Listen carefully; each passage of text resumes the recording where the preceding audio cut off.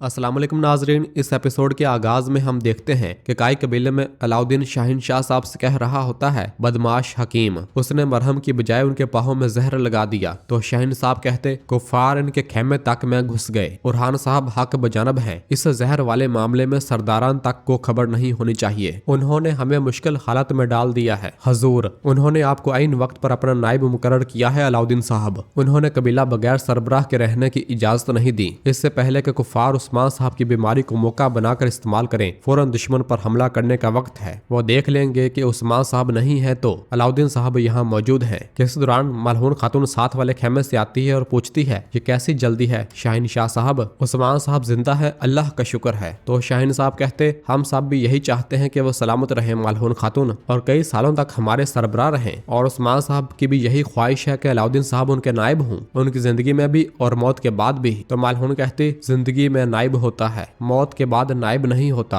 बल्कि अगला हुक्मरान होता है। अल्लाह का शुक्र है कि वो वक्त अभी नहीं आया। तो अलाउद्दीन कहता है, माँ, इन बातों के लिए भी अभी वक्त नहीं आया। तो मलहून कहती, ये बात मुझे नहीं, इस बात को यहाँ लाने वाले को कहनी चाहिए। अलाउद्दीन, हालिया दिनों के वाकयात पर गौर करें। क्या किसी का मकसद तुम्हें तख्त पर बैठाना है या तुम्हारे भाई को खोखला करना है? तो शाहिन साहब कहते, मलहून खातून, अपने बेटे की मोहब्बत अलाउद्दीन की हिमायत के तौर पर दिखाएं, उसके दिल में शक डालकर नहीं। तो मलहून कहती, क्या आपकी बातें आपके कान सुन रहे हैं शाहिनशाह साहब? जो कोई मेरी औलाद की मोहब्बत पर शक करने की जुर्रत करेगा वो मेरे सरदार का साथी ही नहीं, भाई भी हो तो मैं माफ नहीं करूंगी। इस पर अलाउद्दीन कहता, माँ बस। और फिर शाहिनशाह साहब से कहते, सरदारान को फौरन खबर दें, फौरन जिरगा मुनक्कद होगा। शाहिन साहब कहते, जिरगे पर जाया करने का वक्त नहीं है अलाउद्दीन साहब, और जरूरत भी नहीं है। मोहर तुम्हारे पास है, आपकी बात हुक्म है। अलाउद्दीन साहब कहते, ठीक कह रहे हैं शाहिनशाह साहब, हुक्म मेरा ही है और मेरा हुक्म जिरगा मुनक्कद करना है फौरन। तो मलहून कहती, यही सही है कि उरहान का इंतजार किया जाए। तो अलाउद्दीन कहता, माँ, अब रियासत के पास उरहान का इंतजार करने का वक्त नहीं है। जबकि दूसरी जानब जंगल में मरे हुए हकीम के पास मौजूद हलीमा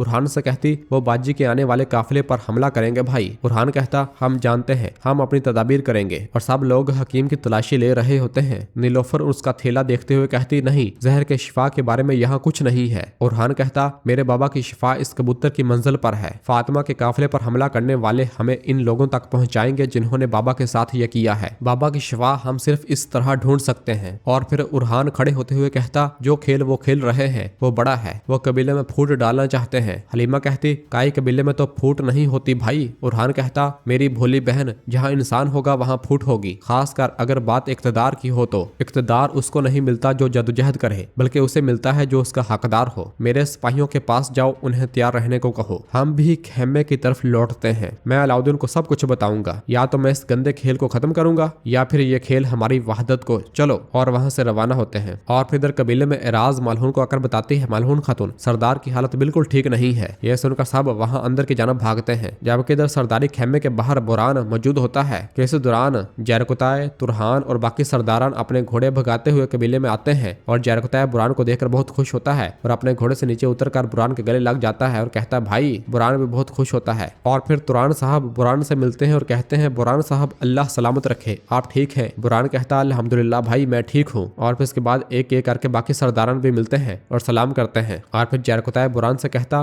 जख्म है लेकिन वो तुम्हारा क्या बिगाड़ सकते हैं, और एक बार फिर गले लग जाता है। और फिर बुरान कहता, आपके बहादुरों की वजह से मेरे जख्म भर जाएंगे। और जैरकुताए से कहता, तुमने फलादियोस का खेल नाकाम बना दिया है। जैरकुताए कहता, हम उसके साथ और भी बहुत कुछ करेंगे। बुरान कहता, आपकी जंग मुबारक हो सरदारान। तो एक सरदार कहता, इंशाल्लाह बहुत जल्द हम फिर से जंग करेंगे बुरान साहब। और फिर तमीर बोगा कहता, फिर भी आपका दिल टूटा हुआ लग रहा है, आपकी परेशानी चेहरे पर जाहिर हो रही है बुरान साहब। इस दौरान एक ड्रम बजाने वाला ड्रम बजाते हुए ऐलान करता है, ए लोगो, उस्मान साहब के बहादुर बेटे नाइब अलाउद्दीन साहब शाम के वक्त जिरगा मुनक्कद करेंगे। ये न कहना कि तुमने सुना नहीं, उस्मान साहब के बहादुर बेटे नाइब अलाउद्दीन साहब शाम के वक्त जिरगा मुनक्कद करेंगे। ये सुनकर सब परेशान हो जाते हैं। तो जैरकुताए बुरान से पूछता, ये कैसा जिरगा है मेरे भाई? तो बुरान कहता है, सरदारान, उस्मान सरदार बहुत बीमार हैं, यानी नींद में उनकी बड़बड़ाहट के अलावा जिंदा होने की और कोई अलामत नहीं है। यह सुनकर बाकी सरदारान भी परेशान हो जाते हैं। और फिर इधर गोंजा बहुत परेशान हो रही होती है। दीदार भी उसके पास मौजूद होती है। गोंजा कहती है, मेरे अल्लाह, तू हमारे बाबा को हमें बख्श दे या रब। इस दौरान अंदर गोंजा भी ऐलान सुनती है कि उस्मान साहब के बहादुर बेटे नाइब अलाउद्दीन साहब शाम के वक्त जिरगा मुनक्कद करेंगे। यह सुनकर दीदार कहती, अलाउद्दीन साहब जिरगा मुनक्कद कर रहे हैं, उसी की आवाज है। शाहिन शाह और वो सरदारान जो उन पर भरोसा करते हैं वो अलाउद्दीन की हमायत करेंगे। अगर वो मजबूत रहे तो अब सल्तनत अलाउद्दीन के सुपुर्द है, लेकिन असल काम अब तुम्हें करना है। सिर्फ सरदारान की ही नहीं बल्कि खानदान की हमायत भी अलाउद्दीन के साथ होनी चाहिए। तो गोंजा कहती, माँ का इरादा तो बहुत पहले वाजे हो चुका है। वो चाहती है कि उरहान हो। फातिमा को देखें तो वो अपनी माँ की बात नहीं टालती। हलीमा भी वैसी ही है। तो दीदार कहती, फातिमा की यगीद से शादी इसीलिए अहम है। तुम्हें हमारी मदद करनी होगी और तुम्हें हलीमा का भी कोई हल निकालना होगा। तुम मुस्तकबिल की रियासत की माँ बनोगी। वो आग तुम्हारी आंखों में है मेरी बेटी। जबकि दूसरी जानिब जंगल में हम देखते हैं कि मंगोल नौकर लड़ाई की तैयारियां कर रहे होते हैं और आपस में मशकें कर रहे होते हैं कि थोड़ी ही देर के बाद कमांडर फ्लादियोस अपने सिपाहियों के हमरा तैमूर तास के अड्डे पर आता है। तैमूर तास भी अपने तख्त पर बैठा उसे देखता है। फ्लादियोस अपने घोड़े से नीचे उतरता है। तो जैसे ही तैमूर तास के पास पहुंचता है तो एक मंगोल कमांडर कहता, खुश आमदीद कमांडर फ्लादियोस।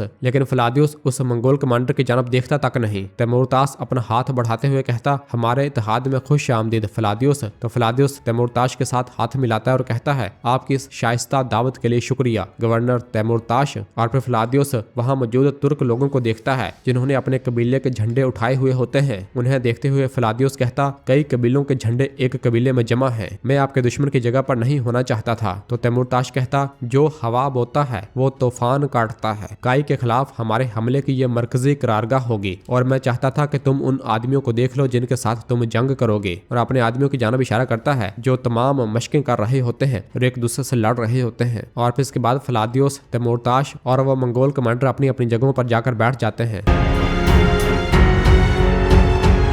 इधर रात के वक्त काई कबीले में उरहान साहब, हलीमा और नीलोफर अपने घोड़े पर सवार हुए कबीले वापस लौटते हैं। उरहान अपने घोड़े से नीचे उतरता है तो नीलोफर से कहता, मैं अलाउद्दीन से बात करके रवाना हो जाऊंगा। बच्चे तुम्हारे सुपुर्द हैं। नीलोफर कहती, आपका रास्ता खुला हो मेरे सरदार, मेरी दुआएं तुम्हारे साथ हैं, अल्लाह तुम्हारा मददगार हो। और वहां से रवाना हो जाती हैं। और फिर खलील उरहान के पास आता है। उरहान पूछता, क्या मेरे बाबा को कुछ हुआ है खलील? तो खलील बताता है, उस्मान साहब की हालत वही है लेकिन कबीला बदल गया है। अलाउद्दीन साहब ने सरदारन को जमा किया है। उन्होंने खेमे में जिरगा मुनक्कद किया है। उरहान पूछता, कैसा जिरगा खलील? तो खलील बताता है, जंग का जिरगा हजूर। ये सुनकर उरहान गुस्से के साथ खेमे की जानब बढ़ता है। अंदर खेमे में तमाम सरदारान जंग की हिकमत अमली तैयार कर रहे होते हैं। शाहीन शाह साहब कहते, उरहान साहब की बोरसा में शिकस्त के बाद दुश्मन का उस्मान साहब की बीमारी का फायदा उठाकर हमला करना आम मसला है। जबकि मलहून खातून भी साथ वाले खेमे में कान लगाकर सुन रही होती है। शाहीन शाह साहब कहते, इसलिए बोरसा को फौरन फतह करने की जरूरत है। इस दौरान उरहान खेमे के अंदर दाखिल होता है और कहता है, शाहीन शाह साहब अपनी बातों पर ध्यान दें। उरहान को अपने सामने देखकर शाहीन शाह साहब की आंखें खुली की खुली रह जाती हैं। उरहान कहता, जब मेरे बाबा अंदर बीमार लेटे हैं तो क्या इस कबीले का इससे ज्यादा अहम कोई और मसला है? मेरे बाबा की शिफा ढूंढने की बजाय तुम यहाँ जिरगा मुनक्कद करके फतह की बातें कर रहे हो। क्या ये तुम लोगों को जेब देता है? तो अलाउद्दीन कहता, उस्मान साहब की सेहत के लिए जो कुछ भी जरूरी है वो सब किया जा रहा है उरहान साहब। तो उरहान कहता, तुम्हें ये उनके पास खड़े होकर करना है अलाउद्दीन साहब, यहाँ जिरगा मुनक्कद करके नहीं अलाउद्दीन साहब। तो अलाउद्दीन कहता,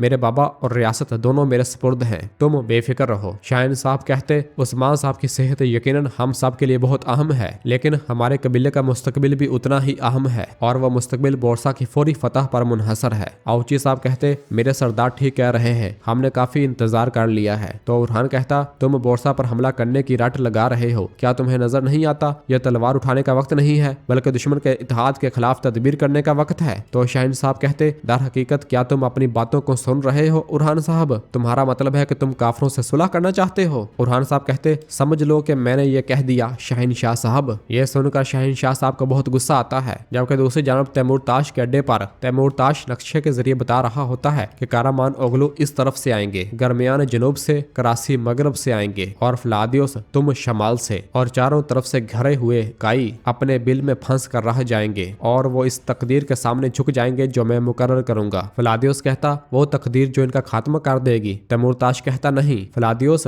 हम सुनहरी मुर्गी को क्यों ज़िबा करेंगे? मैं उनसे महसूल जमा करने से कभी दस्तबरदार नहीं हूंगा। मैं काइयों के सर पर एक भरोसेमंद सरदार को छोड़कर सिवास वापस जाऊंगा। तो फ्लादियोस पूछता, अगर तुम इन सब को खत्म नहीं करना चाहते तो तुम मुझसे क्या तवक्को रखते हो? तैमूर ताश कहता, जब वक्त आएगा तो तुम इनकी करारगाहों पर इस तरह हमला करोगे कि तुम इनके बाजू और पर ऐसे तोड़ दोगे कि वो दोबारा कभी भी मेरे खिलाफ खड़े होने की जरूरत भी नहीं करेंगे। जबकि इधर कबीले में शहंशाह साहब गुस्से से कहते सुलह करना, काइयों को इनके बाबरकत फतह के रास्ते से रोकना है। अलाउद्दीन कहता बोरसा और अलखानी हमें मुख्तलिफ तरफ से घेरने की कोशिश कर रहे हैं और उन्होंने हमसे जंग छेड़ दी है। क्या सुलह करना और सारे झुकाना काइयों को जेब देता है उरहान साहब? उरहान कहता क्या तुम इन सब से लड़कर हमारे लोगों को मरवाओगे? हमारी आधी फौज बोरसा में है, कौन कैसे इस जंग में शामिल हो पाएगा? शहंशाह साहब कहते जब हम बोरसा फतह कर लेंगे तो वो फौज जहां हम चाहेंगे वहां पहुंच जाएगी इंशाल्लाह। उरहान कहता बाज़ंतीनी इलखानी तमाम सल्तनतें बोरसा के लिए मुतहद हो चुके हैं। अगर इस इत्तेहाद को तोड़ने का रास्ता सुलह से गुजरता है तो हमें सुलह करनी पड़ेगी। ये सुनकर शहंशाह साहब कहते ज़ाहिर है तुम नहीं चाहते कि कोई और बोरसा फतह करे क्योंकि तुम उसे फतह करने में नाकाम रहे उरहान साहब, लेकिन काफरों के इत्तेहाद को तोड़ने का वाहिद रास्ता लड़कर बोरसा को फतह करने से गुजरता है। इंतजार करना हमें कमजोर जाहिर करेगा और हमारे दुश्मनों को हौसला देगा। औची साहब कहते हमारे उरहान सरदार ने अब तक इनकी काफी हौसला अफजाई की है। तो बुरहान कहता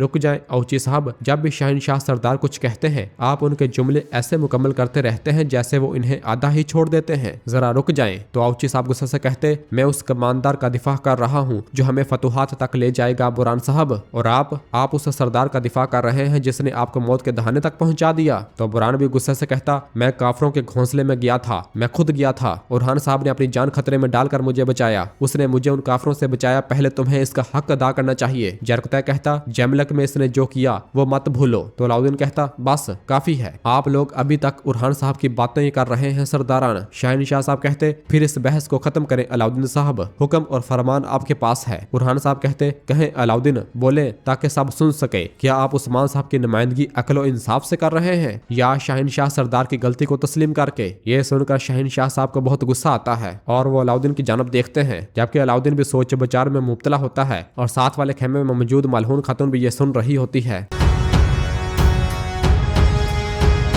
और नाजरीन इसी जगह पर एपिसोड खत्म करते हैं, मिलते हैं बहुत जल्द अगली एपिसोड के साथ। वीडियो को लाइक कर दें और जिन दोस्तों ने अभी तक चैनल सब्सक्राइब नहीं किया वो जल्दी से चैनल सब्सक्राइब कर दें और बेल आइकन यानी घंटी वाले निशान को भी प्रेस कर दें ताकि आने वाले एपिसोड्स आपको आसानी मिल सकें। दुआओं में याद रखें। अल्लाह हाफिज।